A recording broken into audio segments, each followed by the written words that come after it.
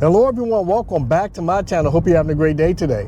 Well, today I'm headed to the feed store to get some fertilizer from a yard. Going to be picking up about 15 bags of fertilizer, maybe a couple bags of seed also. And you got to aerate and fertilize your yard.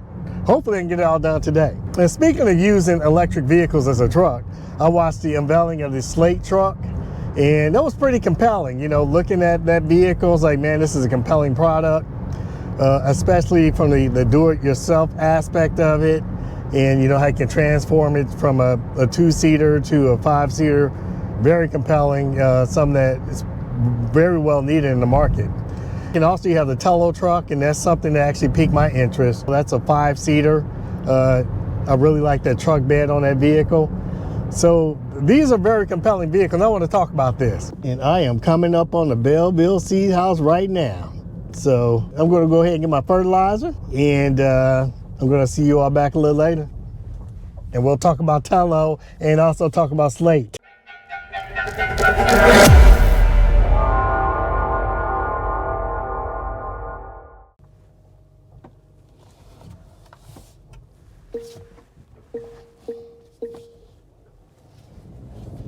All right.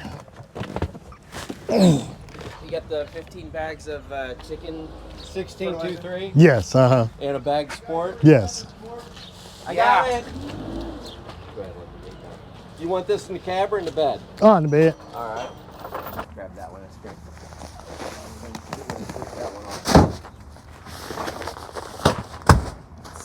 Self-deploying.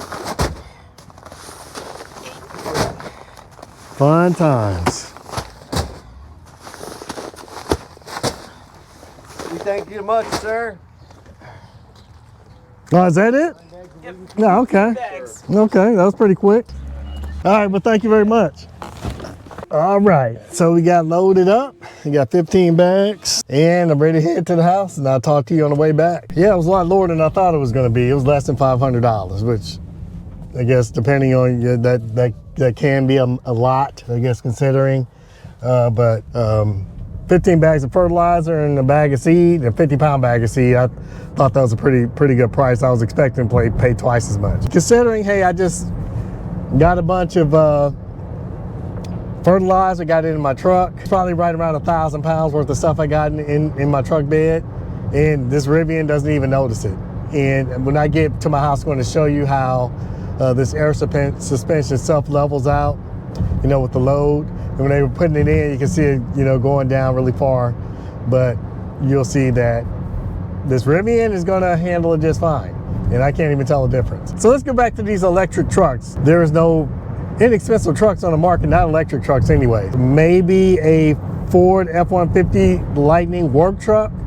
You might be able to get one of those for around $50,000, but this SLATE is, you can get one for $27,000. So you add in a tax credit, that'll put you below $20,000. So that's a very compelling offering. And that's compelling for a car. If we still have the tax credits, which I believe we will continue to have these tax credits, they may look a little different though.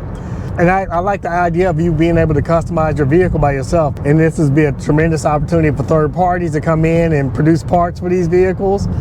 And this gives an opportunity for someone who wants to get an electric vehicle that can't afford these high prices to be able to get an EV, because these things are still pretty expensive. You do have some less expensive offerings. You know, if you want to get like a Tesla Model 3 or a Chevy Equinox, you know, you can get a pretty good deal on those also. So there are some lower cost ones, or even a Chevy Bolt if you can find one. But there are some lower price EVs you can get. But as far as between the two, between Telo and the SLATE, I wouldn't put those two vehicles in the same category. They do both. They kind of cover a market niche that needs to be covered, especially when it comes to small pickup trucks. Very compelling. It's almost like a Lego where you can kind of build it out yourself, and you can kind of control the cost as far as how you build it out. Now, what will really be great is if you can order one of these things on Amazon, they deliver it right to your house. it would be even greater if you can order a skateboard and just put the whole thing together by yourself. I would really love to see something like that. And I think there's a pretty good market for that. I think that would even penetrate into the market of people that are not traditional EV people, because, you know, you'd be able to get out there and, you know, maybe pick your own motors, inverters, and, you know, something you can work on with your kids in the backyard and you know, build out your own electric vehicle. So, but I love the idea of the SLATE.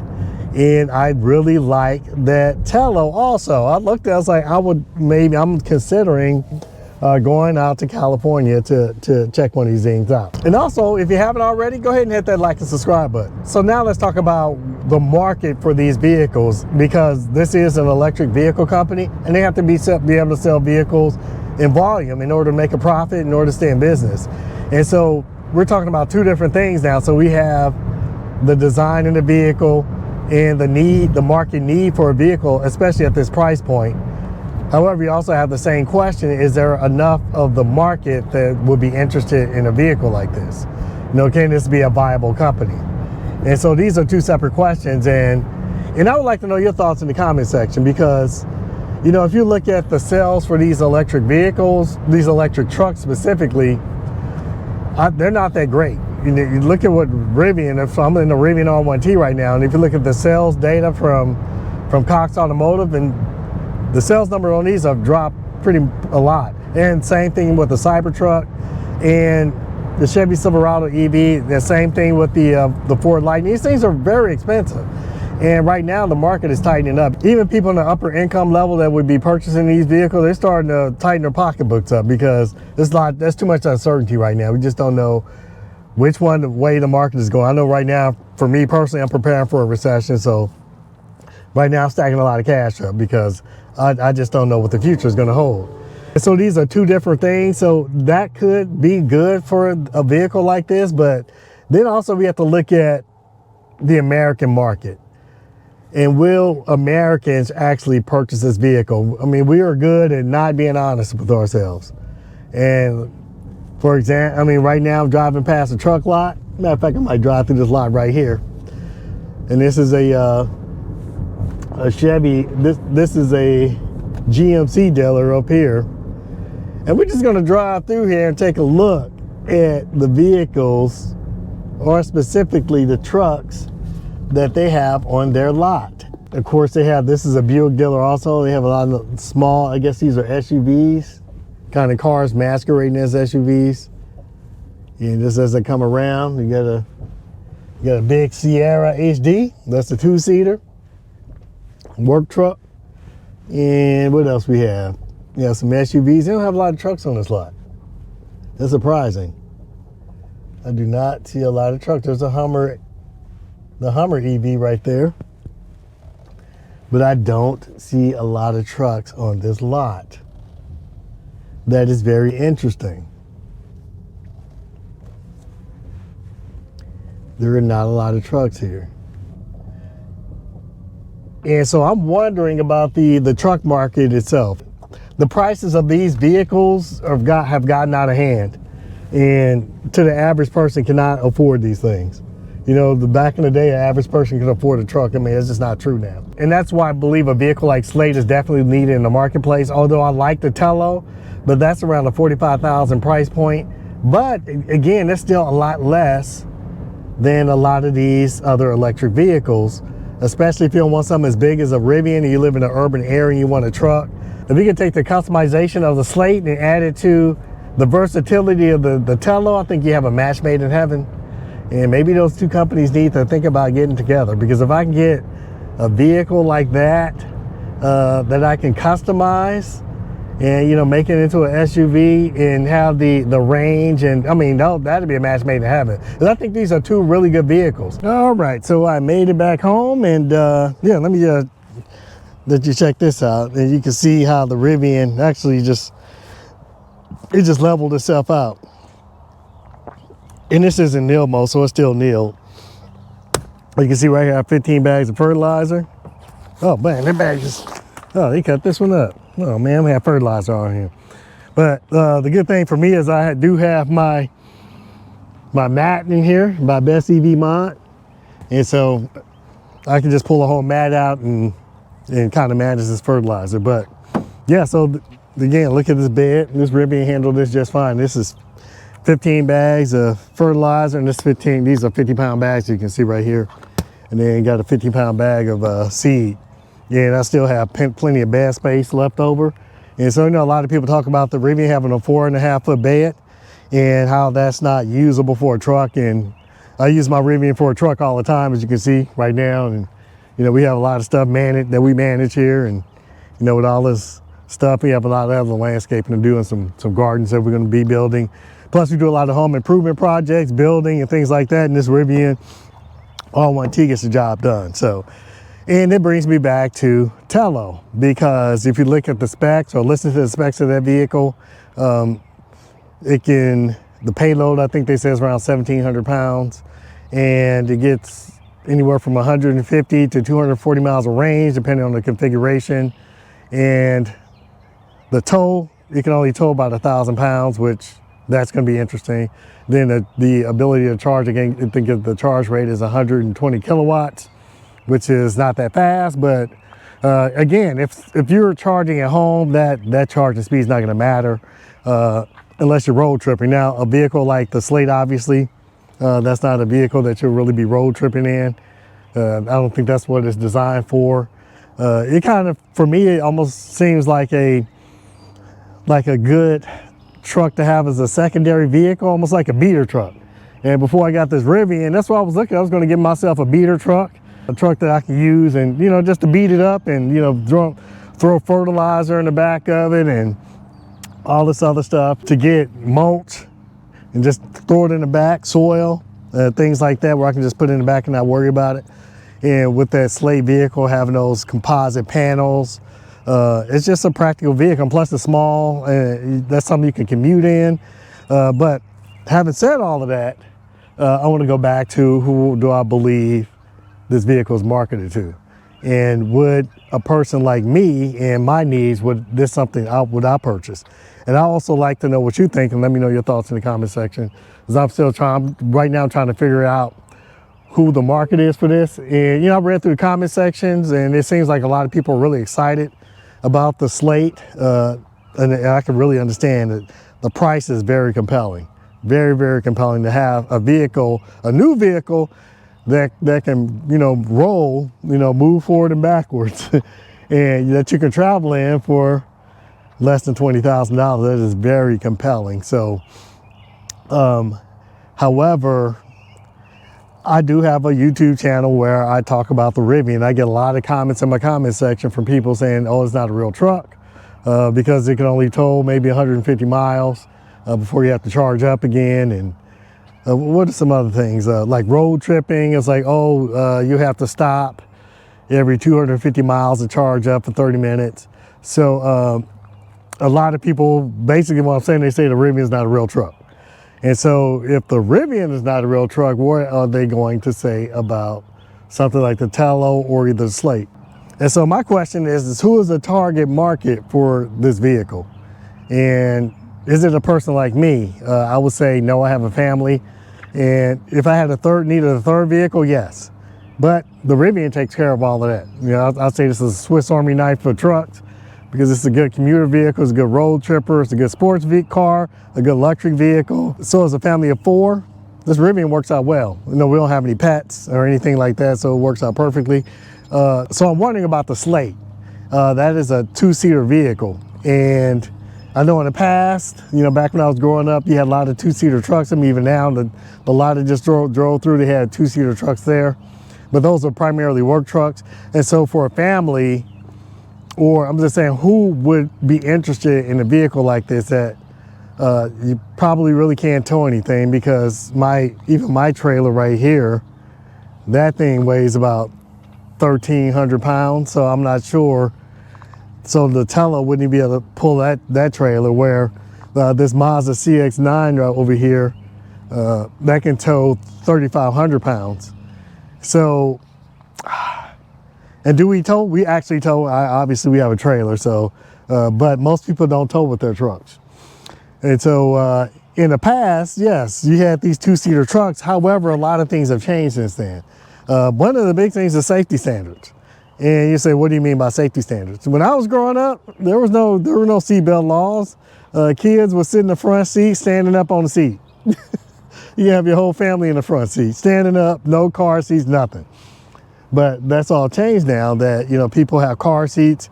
And another big thing that's changed since I was in my youth, when I was a child, pets. When I was coming up, pets were pets. Now pets are family members. And people treat their pets like children. And I'm not sure if anyone owned any pets, would they be willing to let their pet ride in the truck bed? So then they will have to upgrade to the SUV version. And then my question is, once you start adding this extra stuff on, what's the price point going to get to? And would it get to the price point of something like a Chevy Equinox or something like that in the $30,000 range, obviously, where you can still get the tax credit, or a Tesla Model Y or something like that? Will it get into that price range where you can actually get a brand new vehicle for a similar price, a substitution? So that is my question. I was like, so I don't know about the market on this vehicle. I like it. I like the idea of it. It's very compelling, but will there be enough people that are actually interested in it? Because people are not honest. Because you have to watch what people actually do versus what they say. Like, people may say, oh, I really like this vehicle, I want to buy it. But when it comes down to it, they don't buy it. They go ahead and get the big old truck and the big old SUV, because that's what Americans typically get. That is what sells, and that is why manufacturers make these vehicles, because people buy them. That is why. And I know the prices of vehicles are high, and it's like, why are prices of vehicles so high? Because people are willing to pay the price. And prices won't go down until people say, enough of this. I'm not spending, you know, $80,000 on the truck. I'm not going to do it.